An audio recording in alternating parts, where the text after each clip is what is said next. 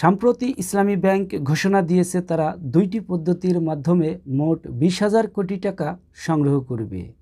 এসালম গ্রুপের শেয়ার বিক্রি করে 10,000 কোটি টাকা এবং বাকি 10,000 কোটি টাকা সংগ্রহ করবে নতুন শেয়ার ইস্যুর মাধ্যমে।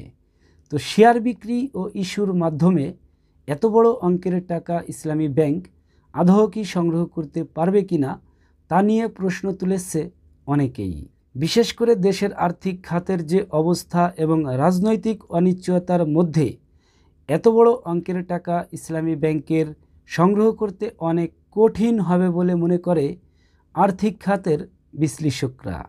শরিয়া ভিত্তিক ব্যাংকটির চেয়ারম্যান বলেন, এসালম গ্রুপের খপ্পরে পড়ার পর ব্যাংকটিতে সুশাসন ছিল না, ফলে আইএফআইসি ও আল রাজি সৌদি গ্রুপের মতো বিদেশি শেয়ার হোল্ডার বের হয়ে যায়। তবে জানুয়ারির মধ্যে তাদের আবার নিয়োগের জন্য আমন্ত্রণ জানানো হবে বলে জানান ব্যাংকটির চেয়ারম্যান। ইসলামী ব্যাংকের শেয়ার হোল্ডিং প্রতিবেদন অনুযায়ী এসালম ও তার সহকারীরা সম্মিলিতভাবে 30% বেশি শেয়ারের মালিক। ইসলামী ব্যাংকের 160 কোটি শেয়ার আছে, যার বাজার মূল্য 8,700 কোটি টাকা বা প্রতি শেয়ার প্রতি প্রায় 35 টাকা। সুতরাং ইসলামী ব্যাংকের শেয়ারের 1/3 অংশের মালিকানা এসালম গ্রুপের কাছে থাকলে বাজার দর প্রায় 3,000 কোটি টাকার কাছাকাছি।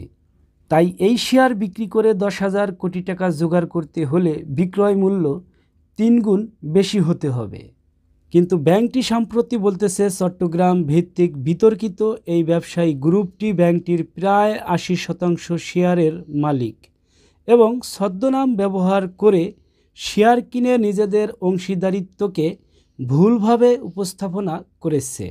কিন্তু এই 80% শেয়ারের মালিকানার তথ্য বিবেচনায় নেওয়া হলেও বাজার মূল্য দাঁড়ায় প্রায় 6,700 কোটি টাকা। অর্থাৎ ব্যাংকটি যে পরিমাণ অর্থ সংগ্রহ করতে চাচ্ছে তা পেতে হলে দাম দ্বিগুণ করতে হবে। তো এই ছিল ভিডিওটি দেখার পরে যদি একটুও ভালো লাগে ভিডিওতে একটি লাইক দিয়ে কমেন্ট সেকশনে আপনার মূল্যবান মতামত জানিয়ে দিবেন। আর ভিডিওটি ফেসবুক থেকে দেখলে আইডিটি ফলো দিয়ে রাখবেন। ইভেন ইউটিউব থেকে দেখলে চ্যানেলটি সাবস্ক্রাইব করে বেল আইকনটি প্রেস করে রাখবেন ব্যাংকিং রিলেটেড সকল প্রকার আপডেট সবার আগে পাওয়ার জন্য। তো আজ এই পর্যন্তই, দেখা হচ্ছে নেক্সট কোনো ভিডিওতে। তত সময় ভালো থাকবেন, সুস্থ থাকবেন। আল্লাহ হাফেজ।